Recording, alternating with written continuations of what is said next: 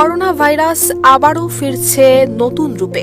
নতুন ভ্যারিয়েন্টে ছড়িয়ে পড়ছে দ্রুত গতিতে। চলতি মাসের প্রথম 9 দিনে 41 জনের দেহে করোনা শনাক্ত এবং আক্রান্ত হয়ে একজন নিহতের ঘটনাও ঘটেছে। বর্তমানে ঢাকা উত্তর সিটি কর্পোরেশন হাসপাতালে আক্রান্ত 3 জন রোগী আইসিইউতে ভর্তি আছেন।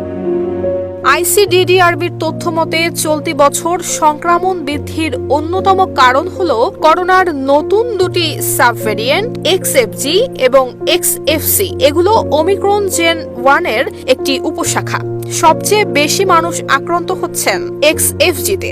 এই ভেরিয়েন্টের সংক্রমণ ক্ষমতা বেশি। স্বাস্থ্য অধিদপ্তরের তথ্য অনুযায়ী গত এপ্রিল মাসে দেশে কোভিড আক্রান্তের সংখ্যা ছিল 23 জন। মে মাসে সেই সংখ্যা বেড়ে দাঁড়িয়েছে 86 জনে। স্বাস্থ্য অধিদপ্তরের মহাপরিচালক অধ্যাপক ডাক্তার আবু জাফর বলেন, সবশেষ 9 জুন 41 জনের কোভিড পরীক্ষা করা হয়েছে। তার মধ্যে 5 জনের শরীরেই কোভিড পজিটিভ পাওয়া গেছে। এ নিয়ে চলতি মাসে 41 জনের দেহে এই ভাইরাসের সংক্রমণ পাওয়া গেছে। ফলে এখনো পর্যন্ত শনাক্তের হার 12 থেকে 13% আছে। শিয়া বাটার ও ভিটামিন ই সমৃদ্ধ lily glam beauty soap. Lily, always beautiful. 2020 সালের 8 মার্চ বাংলাদেশে প্রথম করোনা রোগী শনাক্ত হয় এবং 18 মার্চ ঘটে প্রথম মৃত্যুর ঘটনা। 2020 সালের 8 মার্চ থেকে গত 9 জুন পর্যন্ত দেশে মোট 20,51,786 জন আক্রান্ত হয়েছেন। মৃত্যু হয়েছে 29,500 জনের। 2024 সালে কেউ মারা না গেলেও